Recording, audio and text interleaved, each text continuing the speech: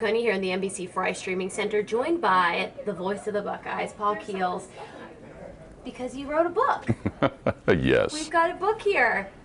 The Best in the Land, the story of Brutus Buckeye. Tell us about this. Well, this was a project that came to me. I didn't go to it. I was recommended by somebody, a colleague in Oklahoma who had done a similar book on the Oklahoma Sooners, and Ascend Books out of Kansas City contacted me, and we started talking about the idea, and it seemed to grow legs and go. So a children's book, which is very different from the other writing projects that I've been involved in, and it was just something that was interesting to see how to put it all together. And so is this a historical perception, but like brought down to like a kid's level? Well, it's not historical. It's purely fictional. It's about Brutus Buckeye growing up in the fields of Ohio as a Buckeye nut, and his dream is to want to play for his favorite team, the Ohio State Buckeyes. And as he's eventually able to get to campus and get to college, he doesn't get on the football team right away, but he does other things to try and help them, and eventually there's a need for him to get on the field and play. So, you know, part of the story is him just sticking with it, doing other things to help, and eventually he's able to achieve his goal. So it's a walk-on story? Kind of like that, yes, it is. And he does things like help the team, help the players, help in the concession stands, help run the scoreboard, and then eventually he's able to get his opportunity to get on the field. So kind of a story of teaching kids perseverance and different things like that? Absolutely, Christine. That's what it's all about. And, you know, he's able to kind of see his dreams come true after the disappointment of not being able to get into the picture the way he wanted to at first. Okay. So we have illustration by Chad Thompson. Do you have a favorite illustration in the book you can show us? Not any one in particular. I think the one that maybe seems to get most attention from people is toward the end in the Michigan game when he kind of lays out and has a touchdown catch. That's the one that, at least early on, people have really paid a lot of attention to. Is it kind of like a Rudy moment? Kind of like that. Yes, it is a little bit. All right. Paul, tell us a little bit about your background. I'm sure a lot of people recognize your voice, but maybe they're not used to seeing you. Yes, so. Face for radio, that's right. No.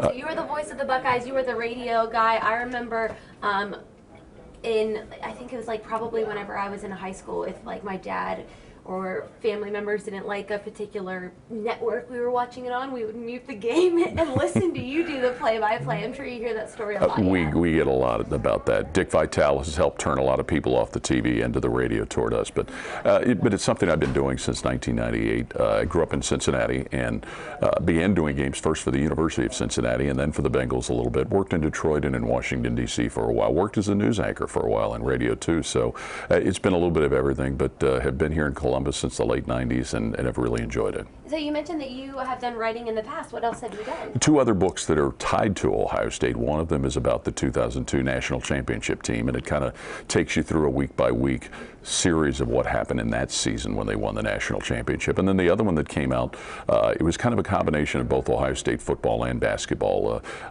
It really was one of those books that threw a whole lot of ideas together and kind of, it's called Tales from the Buckeye Sideline, and it's part of a series of books, different teams, different schools, things like that. So it's been a couple of them that have been very different from a children's book, let's put it that way.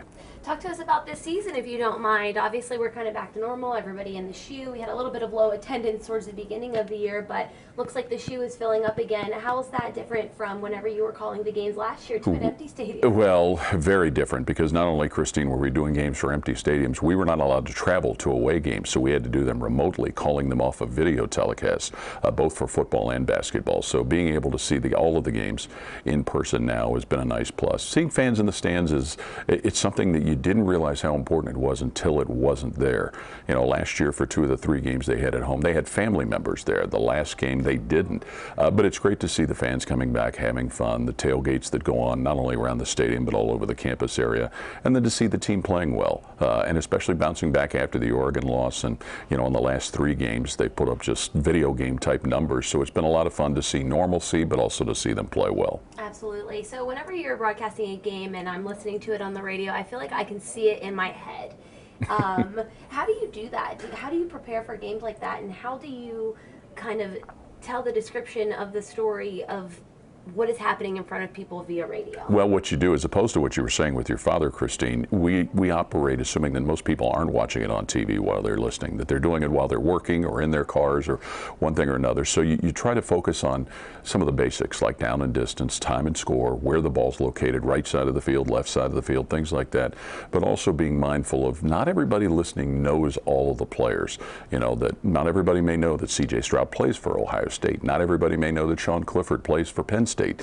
So you just try and make sure that you reintroduce people to who the particulars are, but keep in mind too that there are people that they can't see what's going on, and you just have to try and describe it as best as possible, and just, you know, focus on that constantly. And a lot of the work is before the games too, the week leading up to the game, preparing with stats and personal information. So there's a lot that goes into it. All right, going back to the book coming out right before the holiday season, I think it'll be a little great stocking stuffer. That's what we're hoping. Yeah, for the Buckeye fan in your life. Where can we find this book? Well, it is on Amazon online, but Barnes & Noble has it. I know College Tradition has it. So most any place that you try and find books, you could get it. But Amazon is your surefire place to get it. Are you going to be doing any signings? Actually, yes. Tonight, as we're speaking today, there's going to be one at the Barnes & Nobles on campus.